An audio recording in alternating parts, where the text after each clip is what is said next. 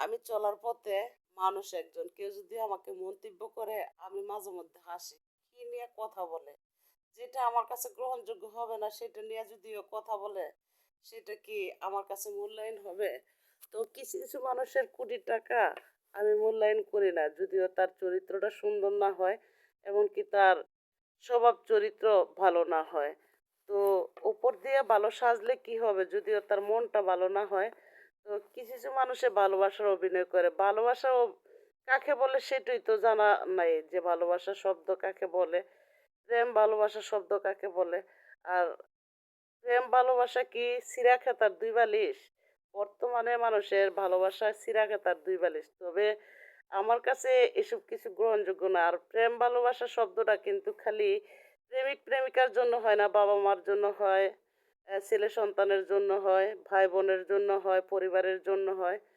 তো আমি সবচেয়ে পছন্দ করি যদিও একটা কালো মানুষ হয়, যদিও তার চরিত্রটা সুন্দর হয়। আর যদিও সুন্দর হয়, যদিও তার চরিত্র সুন্দর না হয়, সে আবার ভালো মানুষ হলো। কোথা থেকে তাকে তো আমি কোটি টাকার প্রাসাদে বসাইলেও পছন্দ করার মতো নারী না। তো একজনে আমাকে ডাক দিয়ে বলল, "ওই আপা ওইখানে আগুন লাগছে।" তো আমি কি সেইখানে আগুন লাগছে আগে দৌড় দিব নাকি আগুনটা লাগছে কিনা সেটা আগে জানবো। আগে জানতে হবে আগুনটা লাগছে কিনা।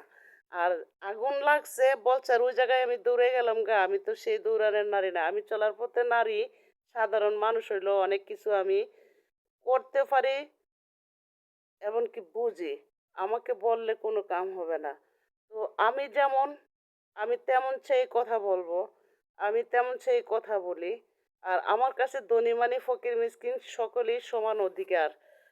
মানে সকল প্রকারের মানুষে আমার কাছে কথা বলার সমান অধিকার। ভাগ বন্টন নাই। আমাকে যদিও কেউ ভাগ বন্টন করে সেই তো ভাগ বন্টন হয়ে যাবে। আমি কেন ভাগ বন্টন করতে যাব? আমার শব্দ কিন্তু এমনটাই। হয়তো আমার কথাগুলো ভালো লাগে না বিধায় মনে হয় মাঝে মধ্যে কারো কাছে গ্রহণযোগ্য হয় না তাই আমার আইডির বিরোধিতা করে।